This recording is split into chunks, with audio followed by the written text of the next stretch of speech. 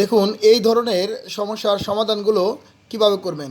এখানে একটা বোর্ড প্রশ্ন আমি দিয়ে এর সমাধান দেওয়ার চেষ্টা করছি। বোর্ড প্রশ্নটা হচ্ছে যে 100 এ 10 দ্বারা ডেসিমাল এর মান নিচের কোনটা। এখানে তিনটা মান এরকম বহুপদী সমাপ্তি সূচক তিনটা মান থাকে।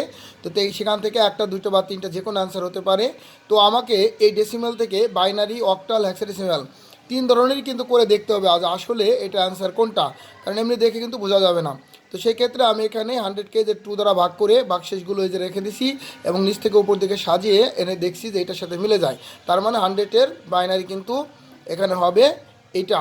তাই এটা মিলে যায়, তার মানে এক অ্যান্সার হবে। দুই, যখন অক্টাল করবো সেটা কী করতে হবে, এই 8 দ্বারা ভাগ করতে হবে। 8 দ্বারা ভাগ করলেও কিন্তু দেখলাম যে 144 হয় নিচ থেকে উপর দিকে সাজালে 144।